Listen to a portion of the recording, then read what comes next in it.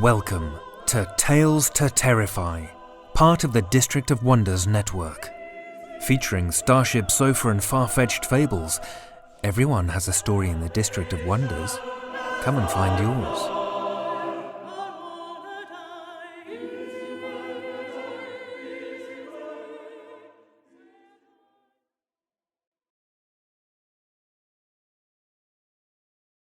Good evening, children of the night, and welcome. Our next stop on our cross-country tour is the Mile High City, Denver, Colorado.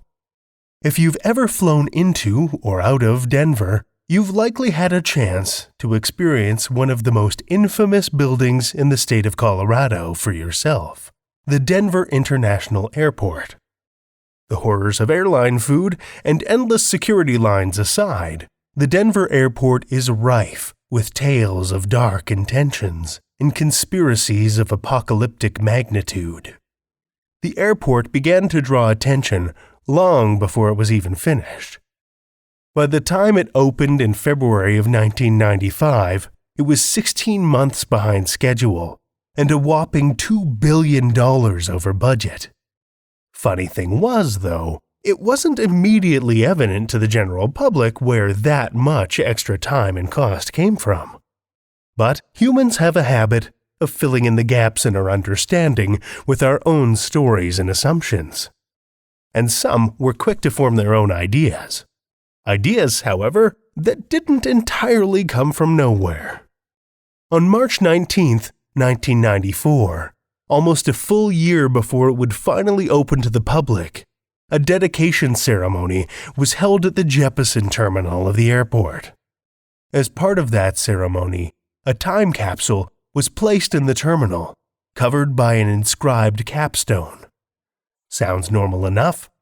But part of the inscription on the capstone, beneath the dedication to the people of Colorado in 2094, who will have the privilege of opening the capsule, are two symbols, a square and a compass, framing a capital letter G. That just so happens to be the symbol of the Freemasons, probably one of the most well-known and largest fraternal societies in the world, which is often considered a secret society for its mysterious practices and rituals. No surprise, then, that immediately below that symbol are the names of two Freemason Grand Masters. All well and good, right? A stone block carved by master masons. Seems perfectly logical. Well, if you know anything about the Freemasons, you probably know of their supposed connection to a little something called the New World Order. A theory that suggests there's a secret organization that's been manipulating society from the shadows for centuries, with the goal of installing a single, all-powerful world government. Okay, sure, but a symbol and a few names seems like a bit of a stretch to tie the airport to a doomsday conspiracy, right? It's not like there's anything there to suggest any deeper of a connection. Unless, well, someone were to name the commission in charge of creating the airport something like, I don't know, the New World Airport Commission. And then, say, maybe carve that into the stone slab right below the Freemason symbol. That seems like enough coincidence to keep the imagination of just about any conspiracy theorist pretty well fed. But Denver Airport's strange, dark ties don't end there. There are some interesting stories about what lies beneath the Denver Airport, too. Remember how I mentioned the airport was well over time and budget? Well, a former construction worker from the airport claimed to be able to shed some light on why. A series of 5 multi-story buildings were built beneath the airport, he said, together with a complex network of tunnels. There are also rumors that those buildings were 5 failed attempts at construction for the airport that were buried rather than fixed or demolished. Perfect material for a clandestine underground lair, if you ask me. If you were into the conspiracy theory thing, this is where you'd probably assume the rooms and tunnels were either command bunkers for the New World Order or fallout shelters for billionaires and politicians. Then again, mysterious hidden underground structures are enough to fire up just about anyone's imagination. On the outside, the airport itself is more or less like any other. But look at the airport's runways from a bird's eye view. Squint just right, and the layout is noticeably swastika-like. Sure, there's a logical explanation that the runways can operate simultaneously like that, but that's not nearly as interesting. Inside the airport, there's no lack of ominous art that helps set the tone either. A mural of a devil jumping out of a suitcase, and a statue of the Egyptian god of death, Anubis, for starters. Some other, more controversial pieces have since been removed, like the mural that looks to show a Nazi officer in a gas mask, or children in front of a burning building, and kids gathered around a knife. It's unsettling to say the least. But probably the most sinister-looking art installation of all comes before you've even reached the airport proper.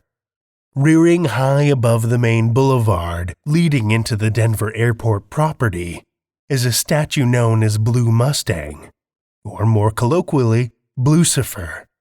A huge horse painted bright pale blue, crisscrossed with red veins, and eyes that glow a bright, ominous red day and night. It's the stuff of nightmares. Clocking in at a height of 32 feet and weighing about 9,000 pounds, it's an intimidating sight, to say the least. With a frightening appearance like that, some people believe it's meant to represent the fourth horseman of the apocalypse, death. And that might be due to more than just its unsettling appearance. The statue has actually been directly responsible for at least one death, that of its creator, Luis Jimenez. While working hard to bring the statue to life, the completed head of the statue came free of its frame and fell, landing on Jimenez and severing an artery in his leg. Knowing the story of its creation definitely adds a whole new air to its devilish demeanor. On their own, all of these smaller tales and coincidences are fairly easy to explain away. But put them together, and it's easy to see why the legends of the Denver International Airport refuse to fade into the shadows. But I think it's time we cast some shadows of our own, don't you? Our first story for the evening comes to us from Paul Crenshaw. Paul Crenshaw's essay collection, This One Will Hurt You, is forthcoming from the Ohio State University Press.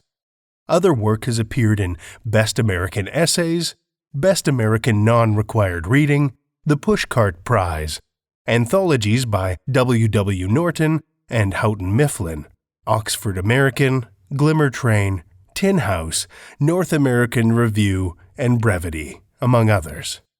You can follow Paul on Twitter at Paul Crenstorm. Children of the night, join me for Paul Crenshaw's We Were Not Burned at the Stake, a Tales to Terrify original.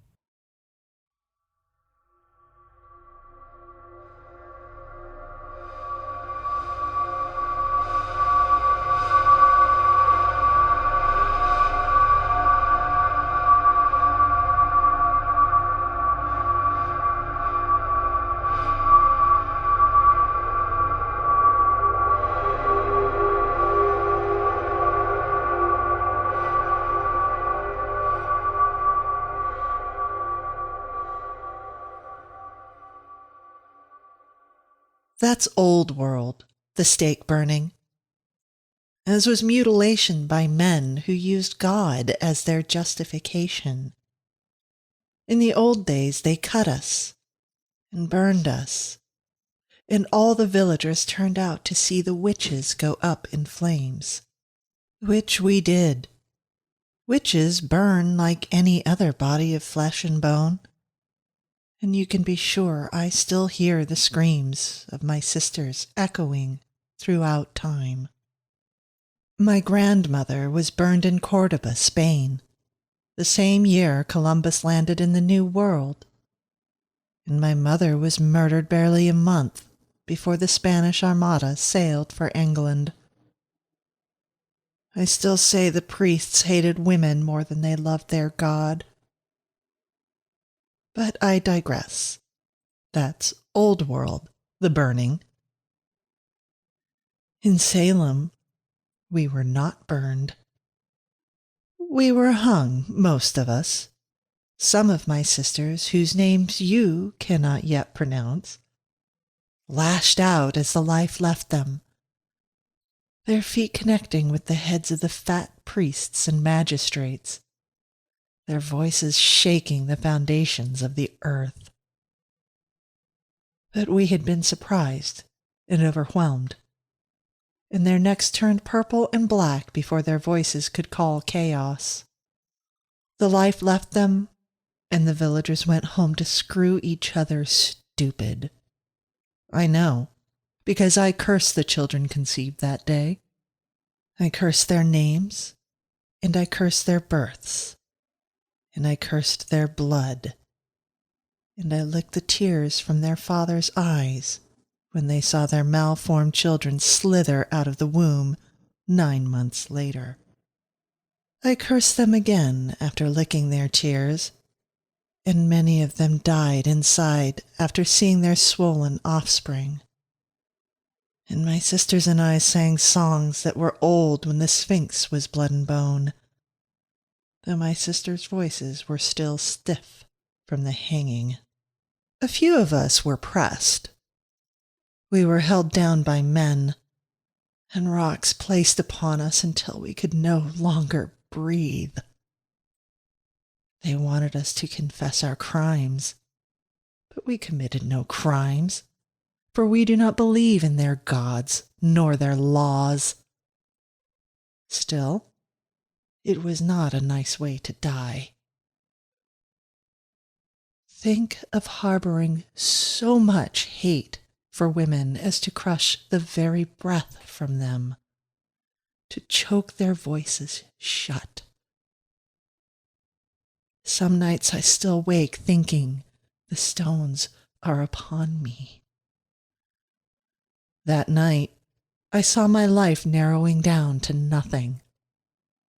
My vision waned. The moon hung above us, and that, of course, is the mistake they made. Apart from trying to kill us in the first place. For we can draw energy from the moon. So when the rocks were upon us, the ropes around our necks, we went still. We drew our consciousness from this mortal plane. We sent our souls to another space, and we survived. We always do. Except the fire. My mother's screams still echo through space and time, but her soul has gone because of the fire. That's one thing the myths got right. We have to burn. But let me dispel a few other myths as well. We are not ugly. We have no warts on our noses, nor stringy hair, nor crook in our bent backs. We do not have green skin.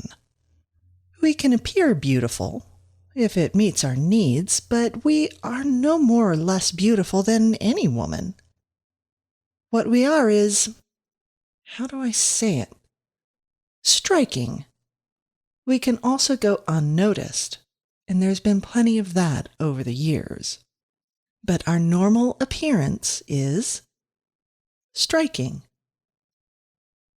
Perhaps men sense our powers, which, by the way, come from a history so ancient it's not written down in any books. We were the first with the written word, long before the Egyptians pounded reeds into papyrus, long before the Sumerians carved symbols in wet clay. Our language is as old as the bones of the earth. We know the words of power, can call chaos from the darkness that formed the world. And we did. Believe me in that. We do not like cats. Well, Kara does. But only because they speak to her. The rest of us do not have familiars. We do not brew potions in great cauldrons, nor do we ride brooms, collect eyes of newt, or any other nonsense the ignorant repeat. Our line comes from the cradle of civilization. Before Babylon was more than a stone outpost, we are warriors. We have bronze skin and bronze wings and claws sharper than any sword. We have the words of power and the strength of the moon, and the only time men are a match for us is when they outnumber us 10-1.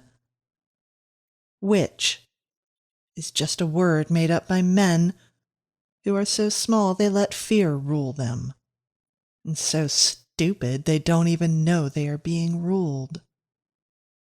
They think themselves strong. They see their service as important. And they thought killing us would protect them. It did not protect them. Let me tell you what happened. The stones went down. My breath ceased. My spirit wandered for a while, and I heard the ancient language. My sisters and I comforted each other there in the darkness. We gathered our strength.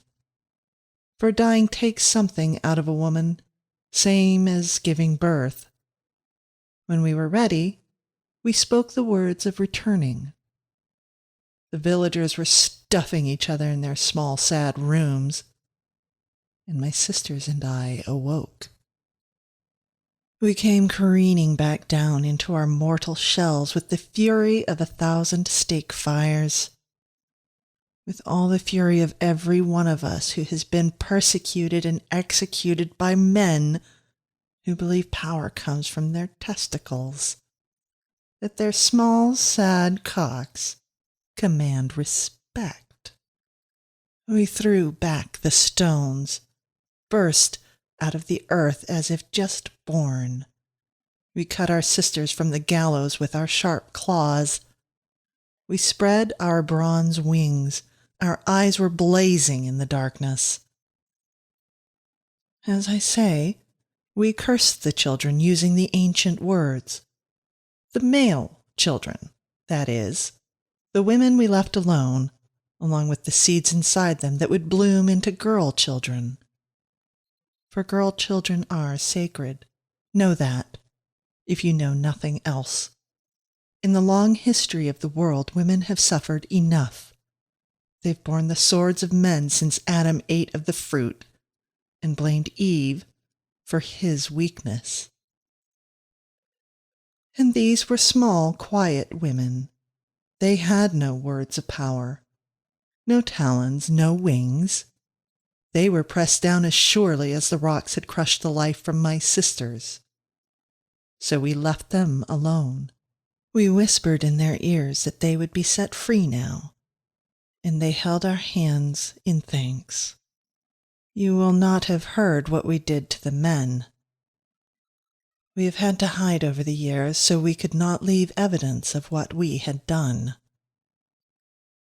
Despite our powers, we are outnumbered. We've been chased in every corner of the globe, raped, murdered, our throats cut and wings clipped, our songs sliced forever short. So we could not sing our vengeance to the world. Rather, it has been whispered. And sometimes the whisper is stronger than the shout. Let me whisper what we did then, for you. There were a few men still lingering about the stones when we burst out of the earth. Our hung sisters twisted slowly from the gallows in the wind.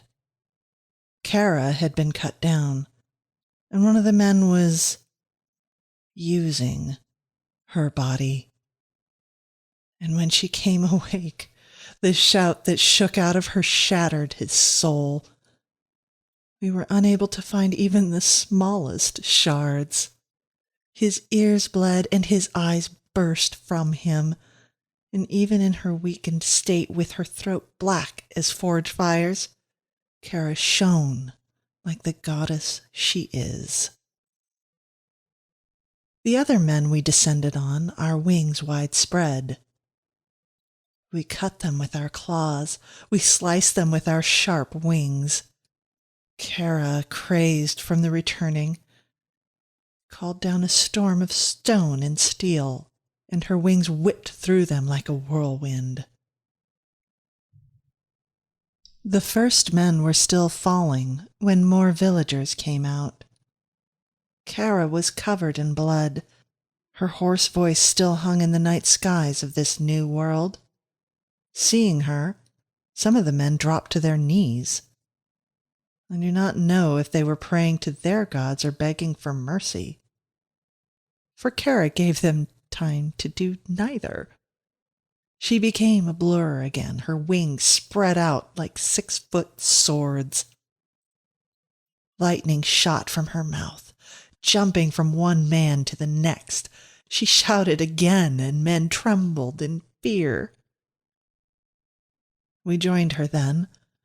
It had been long and long since we had sought such vengeance, and I say to you now, we paid it back 100-fold. We held those men responsible for every act of unkindness offered to us down through the years. Every molestation, every murder and maiming. We punished the priests of old Chaldea for the stone tombs they sealed us in. We murdered the Mesopotamians for the mutilations of girl children born with a birthmark. We hung the Hittites for their blood rites, the opening of young girls on their first blood day. I say we taught them blood. They feared the blood that comes from us, so we taught them to fear seeing their own blood outside their bodies. Their blood fed the Mother Earth, and our voices shook the stars. Some of the men brought muskets. Others brought torches. None of them touched us. Our skin shone like burnished steel. Our wings were swords and shields, our voices trumpets heralding the last battle. Though we know it was not the last battle. Ours is a battle that will never end, which is why we caress each other, why we hold our power close. It is for this we learned the words. It is for this we grew our wings. The magistrate, the one who had orchestrated our end, we gave to Kara. We found him hiding in his home. Kara still wore the rope around her neck. She wears it still. I will show you when you meet her. Over 300 years later, she wears it still. We tied the magistrate to the rope, and Kara flew high into the sky. I do not know what words she said, but I suspect she told him of the priests of Chaldea, the Mesopotamians, the Catholic Church, the Spanish Inquisition. I suspect she whispered words that made him feel what it was like to be hounded across the whole world. She wanted him to feel powerless, to know there was nothing he could do that would stop what was happening to him. Perhaps she shaped her wings into a sword and made him feel what it was like to be entered without consent. Perhaps she whispered words that set him to pleading. Whatever she did, we were still waiting when his body fell. The first sun was rising above the far curve of the horizon.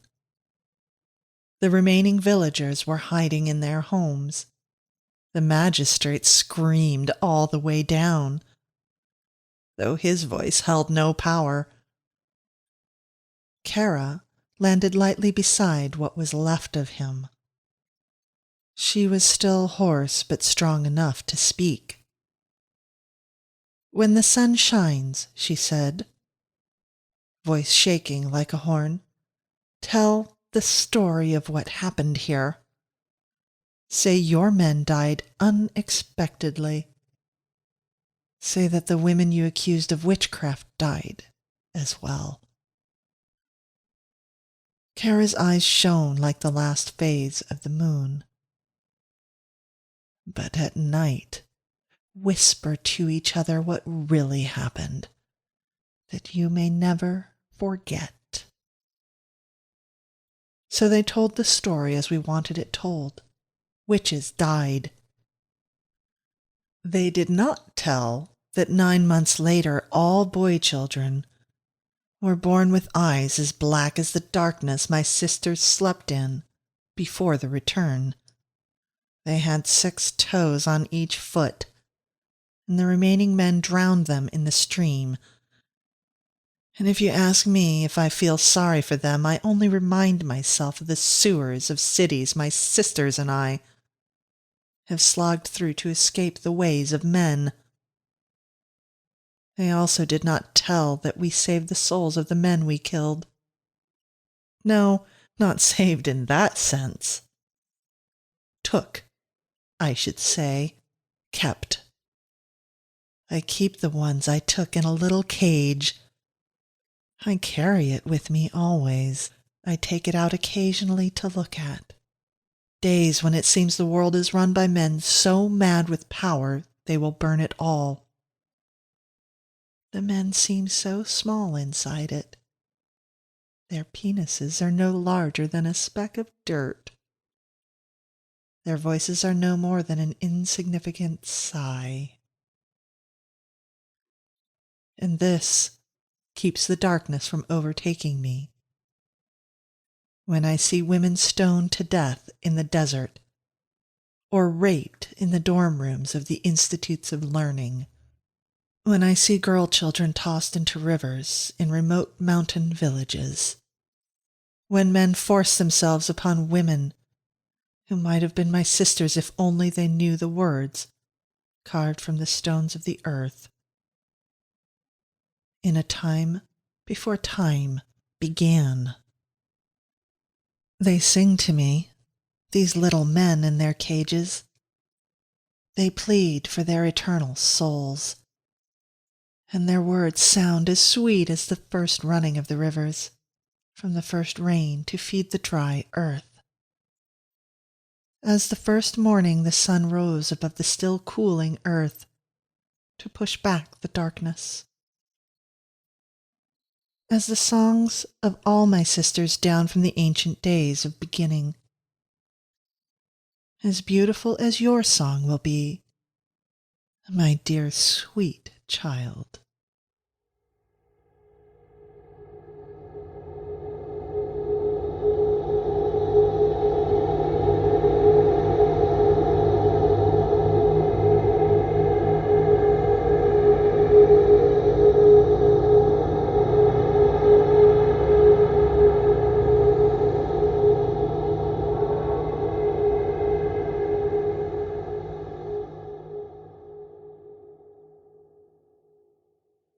That was Paul Crenshaw's We Were Not Burned at the Stake, as read by Josie Babin. Josie has a deep love for all things terror. That's why she chose an abandoned foreclosure as her first home purchase. When not hanging drywall or convincing herself that the noise she heard was just the house settling, she can be found in a lab convincing stem cells to cure diseases.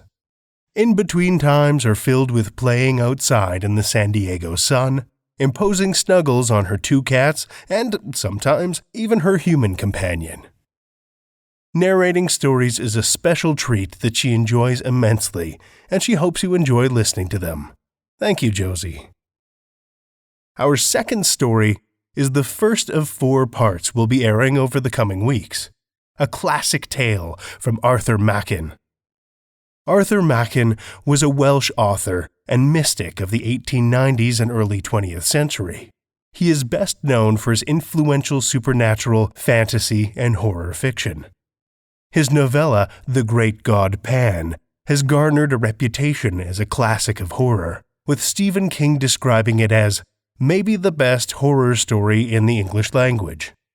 He is also well known for The Bowman, a short story that was widely read as fact, creating the legend of the Angels of Mons. Machen's stories have been translated into many languages and reprinted in short story anthologies countless times. His works are a significant part of the late Victorian revival of the Gothic novel and the decadent movement of the 1890s, often compared to the themes found in contemporary works like Robert Louis Stevenson's Strange Case of Dr. Jekyll and Mr. Hyde, Bram Stoker's Dracula, and Oscar Wilde's The Picture of Dorian Gray. Machen was, according to one literary historian, the first writer of authentically modern horror stories, and his best works must still be reckoned among the finest products of the genre.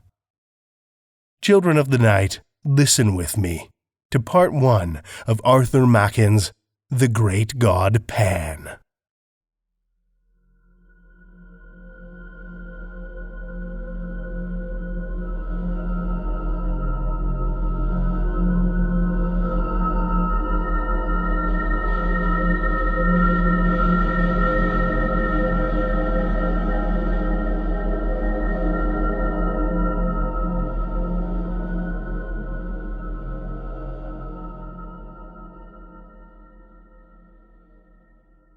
One, the experiment. I'm glad you came, Clark. Very glad indeed. I was not sure you could spare the time. I was able to make arrangements for a few days. Things are not very lively just now, but have you no misgivings, Raymond? Is it absolutely safe? The two men were slowly pacing the terrace in front of Dr. Raymond's house. The sun still hung above the western mountain line, but it shone with a dull red glow that cast no shadows. And all the air was quiet. A sweet breath came from the great wood on the hillside above, and with it, at intervals, the soft murmuring call of the wild doves. Below, in the long, lovely valley, the river wound in and out between the lonely hills, and as the sun hovered and vanished into the west, a faint mist, pure white, began to rise from the hills. Dr. Raymond turned sharply to his friend. Safe? Of course it is. In itself, the operation is a perfectly simple one. Any surgeon could do it. And there is no danger at any other stage? None. Absolutely no physical danger whatsoever. I give you my word. You were always timid, Clark, always. But you know my history. I've devoted myself to transcendental medicine for the last 20 years. I've heard myself called quack and charlatan and impostor, but all the while I knew I was on the right path. 5 years ago, I reached the goal, and since then, every day has been a preparation for what we shall do tonight. I should like to believe it is all true. Clark knit his brows and looked doubtfully at Dr. Raymond. Are you perfectly sure, Raymond, that your theory is not a phantasmagoria? Splendid vision, certainly, but a mere vision after all. Dr. Raymond stopped in his walk and turned sharply. He was a middle-aged man, gaunt and thin, of a pale yellow complexion. But as he answered Clark and faced him, there was a flush on his cheek.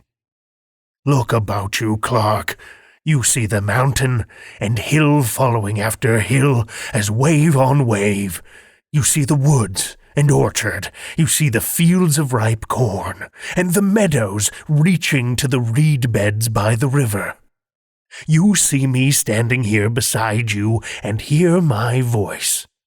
But I tell you that all these things, yes, from that star that has just shone out in the sky to the solid ground beneath our feet, I say that all these are but dreams and shadows. The shadows that hide the real world from our eyes. There is a real world, but it is beyond this glamour and this vision.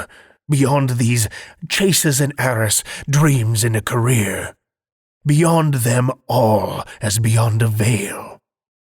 I do not know whether any human being has ever lifted that veil, but I do know, Clark, that you and I shall see it lifted this very night from before another's eyes. You may think this all strange nonsense.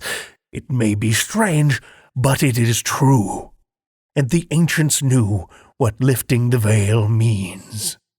They called it seeing the god Pan. Clark shivered.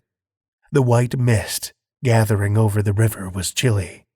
"It is wonderful indeed," he said. "We are standing on the brink of a strange world, Raymond, if what you say is true." "I suppose the knife is absolutely necessary?"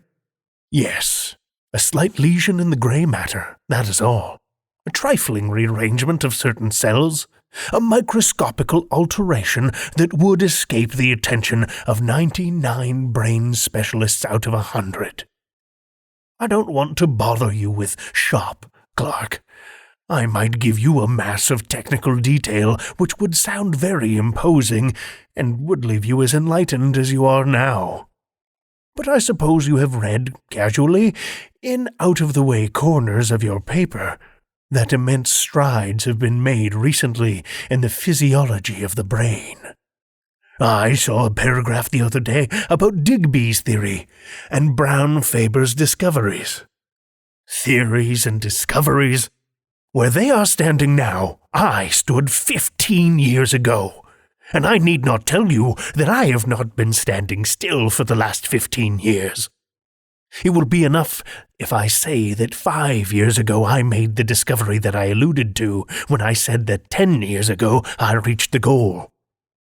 After years of labor, after years of toiling and groping in the dark, after days and nights of disappointments and sometimes of despair, in which I used now and then to tremble and grow cold with the thought that perhaps there were others seeking for what I sought, at last, after so long, a pang of sudden joy thrilled my soul, and I knew the long journey was at an end. By what seemed then, and still seems, a chance, the suggestion of a moment's idle thought, followed up upon familiar lines and paths that I had tracked 100 times already, the great truth burst upon me, and I saw, mapped out in lines of sight, a whole world, a sphere unknown, continents and islands, and great oceans in which no ship has sailed, to my belief, since a man first lifted up his eyes and beheld the sun, and the stars of heaven, and the quiet earth beneath. You will think this is all high-flown language, Clark, but it is hard to be literal. And yet, I do not know whether what I am hinting at cannot be set forth in plain and lonely terms. For instance, this world of ours is pretty well girded now with the telegraph wires and cables. Thought, with something less than the speed of thought, flashes from sunrise to sunset, from north to south, across the floods and the desert places. Suppose that an electrician of today were suddenly to perceive that he and his friends have merely been playing with pebbles and mistaking them for the foundations of the world. Suppose that such a man saw utmost space lie open before the current, and words of men flash forth to the sun, and beyond the sun into the systems beyond, and the voice of articulate speaking men echo in the waste void that bounds our thoughts. As analogies go, that is a pretty good analogy of what I have done. You can understand now a little of what I felt as I stood here one evening. It was a summer evening, and the valley looked much as it does now. I stood here and saw before me the unutterable, the unthinkable gulf that yawns profound between two worlds, the world of matter and the world of spirit. I saw the great empty deep stretch dim before me, and in that instant a bridge of light leapt from the earth to the unknown shore, and the abyss was spanned. You may look in Brown Faber's book, if you like, and you will find that the present-day men of science are unable to account for the presence or to specify the functions of a certain group of nerve cells in the brain. That group is, as it were, land to let, a mere waste place for fanciful theories. I am not in the position of Brown Faber and the specialists. I am perfectly instructed as to the possible functions of those nerve centers in the scheme of things. With a touch, I can bring them into play. With a touch, I say, I can set free the current. With a touch, I can complete the communication between this world of sense and... We shall be able to finish the sentence later on. Yes, the knife is necessary, but think what that knife will effect. It will level utterly the solid wall of sense, and probably, for the first time since man was made, a spirit will gaze on a spirit world. Clark, Mary will see the god Pan. But you remember what you wrote to me? I thought it would be requisite that she... He whispered the rest into the doctor's ear. Not at all, not at all. That is nonsense, I assure you. Indeed, it is better as it is. I am quite certain of that. Consider the matter well, Raymond. It's a great responsibility. Something might go wrong. You would be a miserable man for the rest of your days. No, I think not, even if the worst happened. As you know, I rescued Mary from the gutter and from almost certain starvation when she was a child. I think her life is mine to use as I see fit. Come, it's getting late. We had better go in. Dr. Raymond led the way into the house, through the hall, and down a long, dark passage. He took a key from his pocket and opened a heavy door, and motioned Clark into his laboratory. It had once been a billiard room, and was lighted by a glass dome in the center of the ceiling, whence there still shone a sad grey light on the figure of the doctor, as he lit a lamp with a heavy shade, and placed it on a table in the middle of the room. Clark looked about him. Scarcely a foot of wall remained bare. There were shelves all around, laden with bottles and phials of all shapes and colors, and at one end stood a little Chippendale bookcase. Raymond pointed to this. You see that parchment, Oswald Crolius? He was one of the first to show me the way, though I don't think he ever found it himself. That is a strange saying of his. In every grain of wheat there lies hidden the soul of a star. There was not much furniture in the laboratory. The table in the center, a stone slab with a drain in one corner, the 2 armchairs on which Raymond and Clark were sitting. That was all, except an odd-looking chair at the furthest end of the room. Clark looked at it and raised his eyebrows. Yes, that is the chair, said Raymond. You may as well place it in position. He got up and wheeled the chair to the light, and began raising and lowering it, letting down the seat, setting the back at various angles, and adjusting the footrest. It looked comfortable enough, and Clark passed his hand over the soft green velvet as the doctor manipulated the levers. Now, Clark, make yourself quite comfortable. I have a couple hours' work before me. I was obliged to leave certain matters to the last. Raymond went to the stone slab, and Clark watched him drearily as he bent over a row of phials and lit the flame under the crucible.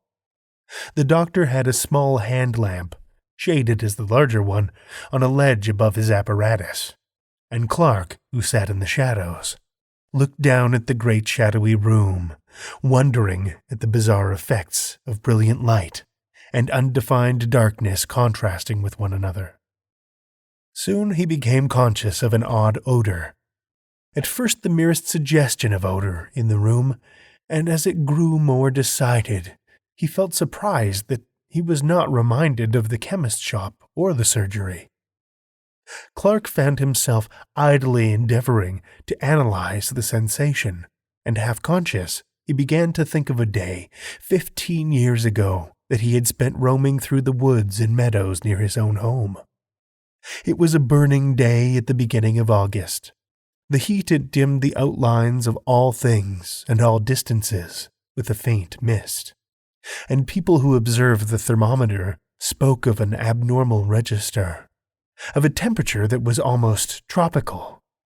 Strangely, that wonderful hot day of the 50s rose up again in Clark's imagination. The sense of dazzling, all-pervading sunlight seemed to blot out the shadows and the gusts above his face, saw the shimmer rising from the turf, and heard the myriad murmur of the summer. "I hope the smell doesn't annoy you, Clark. There's nothing unwholesome about it. It may make you a bit sleepy, that's all." Clark heard the words quite distinctly and knew that Raymond was speaking to him, but for the life of him he could not rouse himself from his lethargy. He could only think of the lonely walk he had taken 15 years ago. It was his last look at the fields and woods he had known since he was a child, and now it all stood out in brilliant light as a picture before him. Above all, there came to his nostrils the scent of summer, the smell of flowers mingled, and the odor of the woods, of cool shaded places deep in the green depths, drawn forth by the sun's heat, and the scent of the good earth, lying as it were with arms stretched forth and smiling lips, overpowered all. His fancies made him wander, as he had wandered long ago, from the fields into the wood, tracking a little path between the shining undergrowth of beech trees, and the trickle of water dropping from the limestone rock sounded as a clear melody in the dream.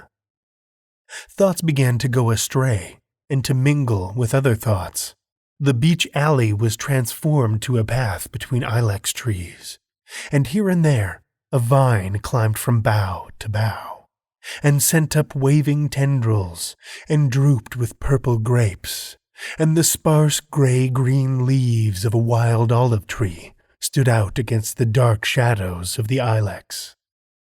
Clark, in the deep folds of dream, was conscious that the path from his father's house had led him into an undiscovered country, and he was wondering at the strangeness of it all, when suddenly, in place of the hum and murmur of the summer, an infinite silence seemed to fall on all things, and the wood was hushed, and for a moment in time he stood face to face there with a presence that was neither man nor beast, neither the living nor the dead, but all things mingled, the form of all things, but devoid of all form. And in that moment the sacrament of body and soul was dissolved, and a voice seemed to cry, "Let us go hence." And then the darkness of darkness beyond the stars, the darkness of everlasting. When Clark woke up with the start, he saw Raymond pouring a few drops of some oily fluid into a green phial, which he stoppered tightly. "You have been dozing," he said. "The journey must have tired you out. It is done now. I'm going to fetch Mary. I shall be back in 10 minutes. Clark lay back in his chair and wondered. It seemed as if he had but passed from one dream into another. He half expected to see the walls of the laboratory melt and disappear, and to awake in London, shuddering at his own sleeping fancies. But at last the door opened, and the doctor returned, and behind him came a girl of about 17, dressed all in white. She was so beautiful that Clark did not wonder at what the doctor had written to him. She was blushing now over face and neck and arms, but Raymond seemed unmoved. "Mary," he said, "the time has come.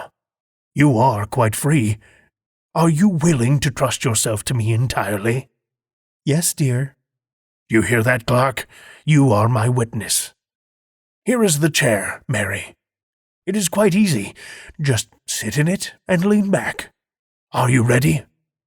"Yes, dear. Quite ready. Give me a kiss before you begin." The doctor stooped and kissed her mouth kindly enough. "Now shut your eyes," he said. The girl closed her eyelids as if she were tired and longed for sleep, and Raymond placed the green phial to her nostrils. Her face grew white, whiter than her dress. She struggled faintly, and then, with the feeling of submission strong within her, crossed her arms upon her breast as a little child about to say her prayers. The bright light of the lamp fell full upon her, and Clark watched changes fleeting over her face, as the changes of the hills when the summer clouds float across the sun. And then she lay all white and still, and the doctor turned up one of her eyelids. She was quite unconscious. Raymond pressed hard on one of the levers, and the chair instantly sank back. Clark saw him cutting away a circle, like a tonsure, from her hair, and the lamp was moved nearer. Raymond took a small, glittering instrument from a little case, and Clark turned away, shudderingly. When he looked again, the doctor was binding up the wound he had made. "She will awake in 5 minutes." Raymond was still perfectly cool. "There is nothing more to be done. We can only wait." The minutes passed slowly. They could hear a slow, heavy ticking. There was an old clock in the passage. Clark felt sick and faint. His knees shook beneath him. He could hardly stand. Suddenly, as they watched, they heard a long-drawn sigh, and suddenly did the color that had vanished return to the girl's cheeks, and suddenly her eyes opened. Clark quailed before them.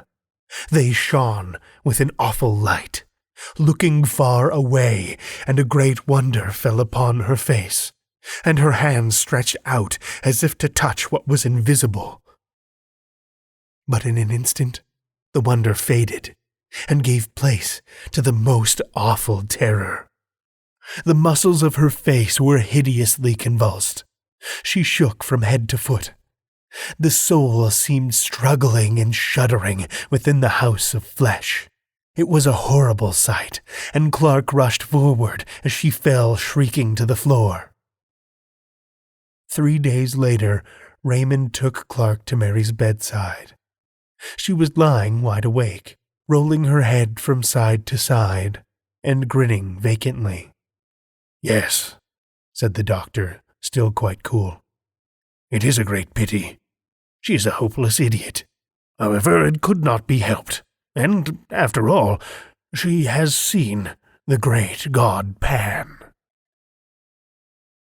2. Mr. Clark's Memoirs. Mr. Clark, the gentleman chosen by Dr. Raymond to witness the strange experiment of the god Pan, was a person in whose character caution and curiosity were oddly mingled. In his sober moments, he thought of the unusual and eccentric with undisguised aversion, and yet, deep in his heart, there was a wide-eyed inquisitiveness with respect to all the more recondite and esoteric elements in the nature of men.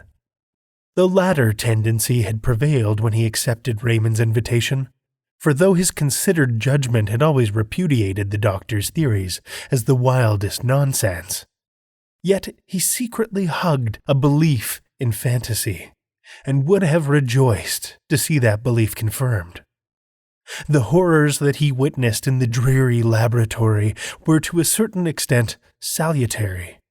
He was conscious of being involved in an affair not altogether reputable, and for many years afterwards he clung bravely to the commonplace and rejected all occasions of occult investigation. Indeed, on some homeopathic principle, he for some time attended the seances of distinguished mediums, hoping that the clumsy tricks of these gentlemen would make him altogether disgusted with mysticism of every kind. But the remedy, though caustic, was not efficacious. Clark knew that he still pined for the unseen, and little by little the old passion began to reassert itself, as the face of Mary, shuddering and convulsed with an unknown terror, faded slowly from his memory. Occupied all day in pursuits both serious and lucrative, the temptation to relax in the evening was too great, especially in the winter months, when the fire cast a warm glow over his snug bachelor apartment, and a bottle of some choice claret stood ready by his elbow. His dinner digested, he would make a brief pretense of reading the evening paper, but the mere catalogue of news soon palled upon him, and Clark would find himself casting glances of warm desire in the direction of an old Japanese bureau, which stood at a pleasant distance from the hearth. Like a boy before a jam closet, for a few minutes he would hover, indecisive. But lust always prevailed, and Clark ended by drawing up his chair, lighting a candle, and sitting down before the bureau. Its pigeonholes and drawers teemed with documents of the most morbid subjects, and in the well reposed a large manuscript volume, in which he had painfully entered the gems of his collection. Clark had a fine contempt for published literature. The most ghostly story ceased to interest him if it happened to be printed. His sole pleasure was in the reading, compiling, and rearranging what he called his memoirs to prove the existence of the devil, and engaged in this pursuit the evening seemed to fly, and the night appeared too short. On one particular evening, an ugly December night, black with fog and raw with frost, Clark hurried over his dinner, and scarcely deigned to observe his customary ritual of taking up the paper and laying it down again. He paced 2 or 3 times up and down the room, and opened the bureau, stood for a moment, and sat down. He leant back, absorbed in one of those dreams to which he was subject, and at length drew out his book and opened it at the last entry. There were 3 or 4 pages densely covered with Clark's round, set penmanship, and at the beginning he had written in a somewhat larger hand, "Singular narrative told me by my friend Dr. Phillips. He assures me that all the facts related therein are strictly and wholly true, but refuses to give either the surnames of the persons concerned or the place where these extraordinary events occurred." Mr. Clark began to read over the account for the 10th time, glancing now and then at the pencil notes he had made when it was told him by his friend. It was one of his humors to pride himself on a certain literary ability. He thought well of his style and took pains in arranging the circumstances in dramatic order. He read the following story. The persons concerned in the statement are Helen V., who, if she is still alive, must now be a woman of 23, Rachel M., since deceased, who was a year younger than the above, and Trevor W., an imbecile, aged 18. These persons were at the period of the story inhabitants of a village on the borders of Wales, a place of some importance in the time of the Roman occupation, but now a scattered hamlet of not more than 500 souls. It is situated on rising ground about 6 miles from the sea, and is sheltered by a large and picturesque forest. Some 11 years ago, Helen V. came to the village under rather peculiar circumstances. It is understood that she, being an orphan, was adopted in her infancy by a distant relative, who brought her up in his own house until she was 12 years old. Thinking, however, that it would be better for the child to have playmates of her own age, he advertised in several local papers for a good home in a comfortable farmhouse for a girl of 12. And this advertisement was answered by Mr. R., a well-to-do farmer in the above-mentioned village. His references proving satisfactory, the gentleman sent his adopted daughter to Mr. R. with a letter in which he stipulated that the girl should have a room to herself, and stated that her guardians need be at no trouble in the matter of education, as she was already sufficiently educated for the position in life which she would occupy. In fact, Mr. R. was given to understand that the girl be allowed to find her own occupations and to spend her time almost as she liked. Mr. R. duly met her at the nearest station, a town 7 miles away from his house, and that seems to have remarked nothing extraordinary about the child except that she was reticent as to her former life and her adopted father. She was, however, of a very different type from the inhabitants of the village. Her skin was a pale, clear olive, and her features were strongly marked, as of somewhat foreign character. She appears to have settled down easily enough into farmhouse life, and became a favorite with the children, who sometimes went with her on her rambles in the forest, for this was her amusement. Mr. R. states that he has known her to go out by herself directly after their early breakfast, and not return until after dusk, and that, feeling uneasy at a young girl being out alone for so many hours, he communicated with her adopted father, who replied in a brief note that Helen must do as she chose. In the winter, when the forest paths are impassable, she spent most of her time in her bedroom, where she slept alone, according to the instructions of her relative. It was one of these expeditions to the forest that the first of the singular incidents with which this girl is connected occurred, the date being about a year after her arrival at the village. The preceding winter had been remarkably severe, the snow drifting to a great depth, and the frost continuing for an unexampled period, and the summer following was as noteworthy for its extreme heat. On one of the very hottest days in this summer, Helen V. left the farmhouse for one of her long rambles in the forest, taking with her, as usual, some bread and meat for lunch. She was seen by some men in the fields making for the old Roman road, a green causeway which traverses the highest part of the wood, and they were astonished to observe that the girl had taken off her hat, though the heat of the sun was already tropical. As it happened, a laborer, Joseph W. by name, was working in the forest near the Roman road, and at 12 o'clock his little son Trevor brought the man his dinner of bread and cheese. After the meal, the boy, who was about 7 years old at the time, left his father at work and, as he said, went to look for flowers in the wood. And the man, who could hear him shouting with delight at his discoveries, felt no uneasiness. Suddenly, however, he was horrified at hearing the most dreadful screams, evidently the result of great terror, proceeding from the direction in which his son had gone, and he hastily threw down his tools and ran to see what had happened.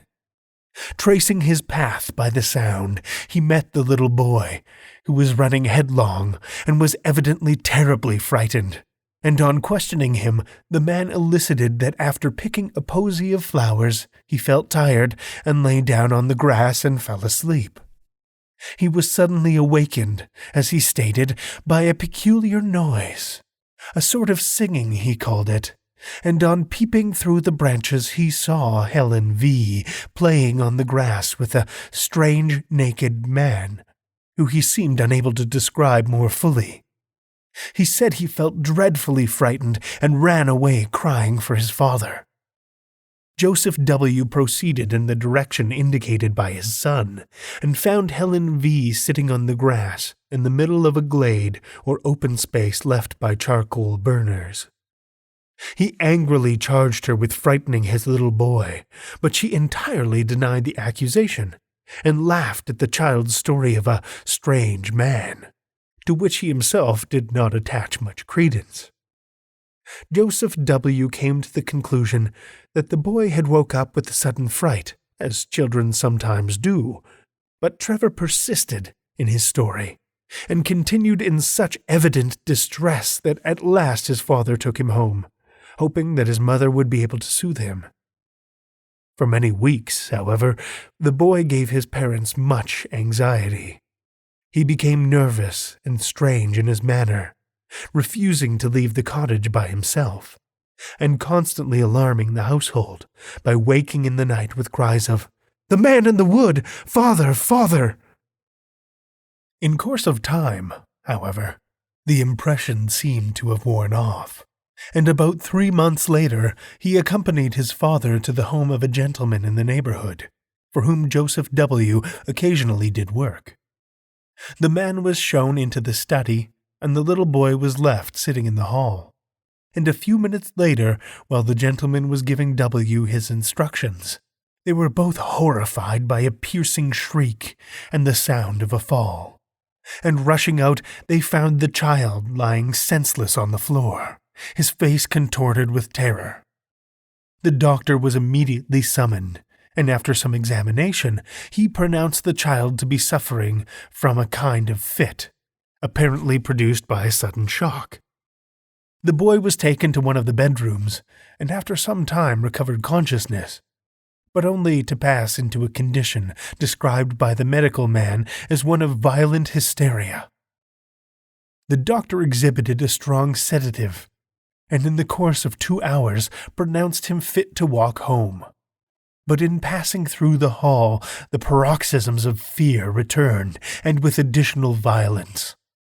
The father perceived that the child was pointing at some object, and heard the old cry, "The man in the wood," and looked in the direction indicated, saw a stone head of grotesque appearance, which had been built into the wall above one of the doors. It seems the owner of the house had recently made alterations in his premises, and on digging the foundations for some offices, the men had found a curious head, evidently of the Roman period, which had been placed in the manner described. The head is pronounced by the most experienced archaeologists of the district to be that of a faun, or satyr. Dr. Phillips tells me that he has seen the head in question, and assures me that he has never received such a vivid presentation of intense evil.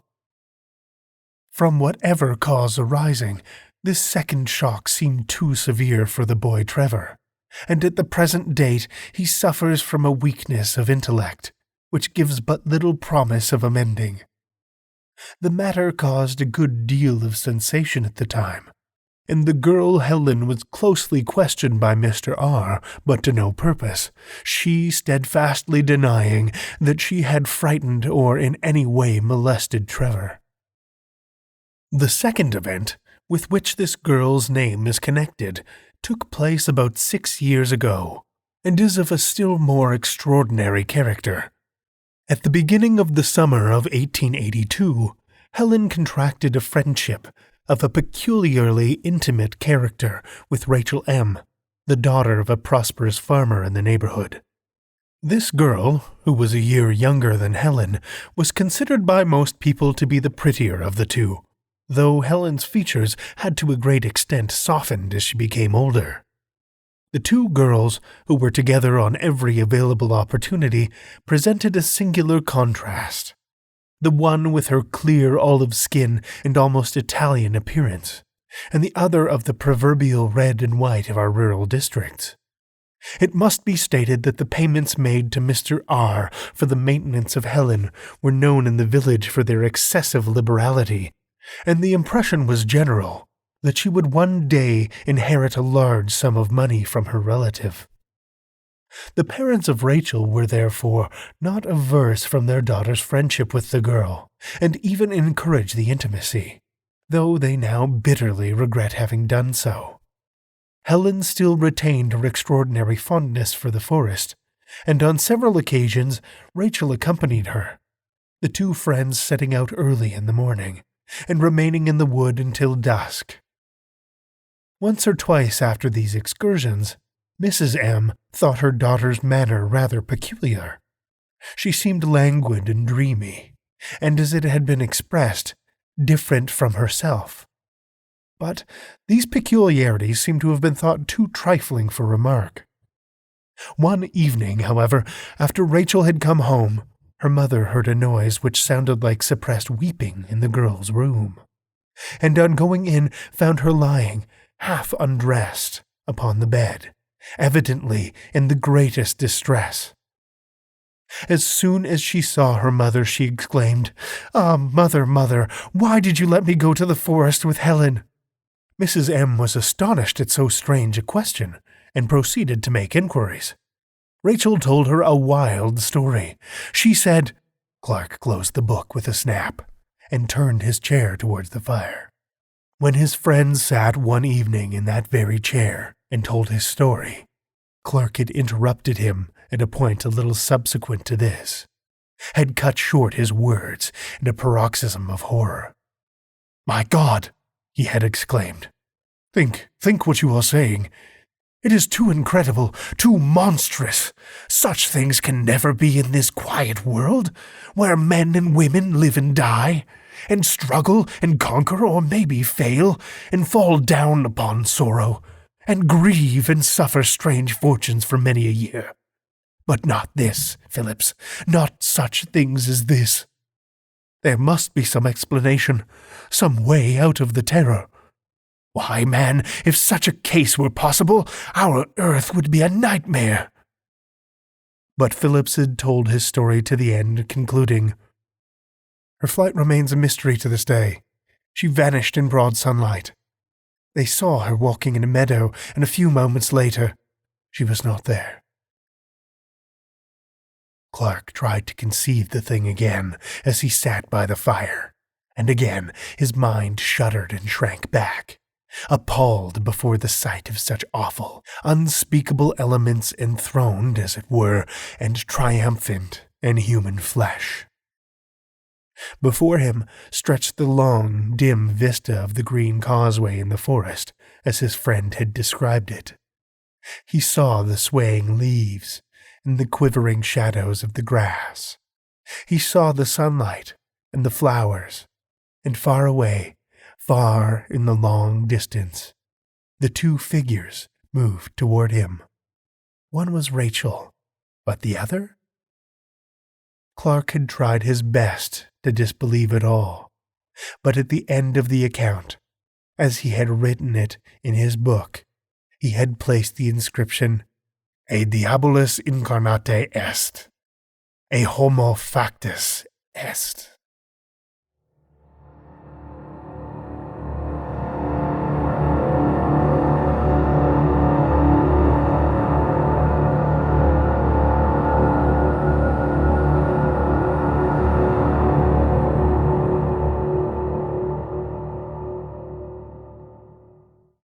That was part 1 of Arthur Machen's The Great God Pan, as read by me.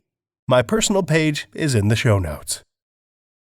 Well, children of the night, the hour is late, and we've run out of stories to tell.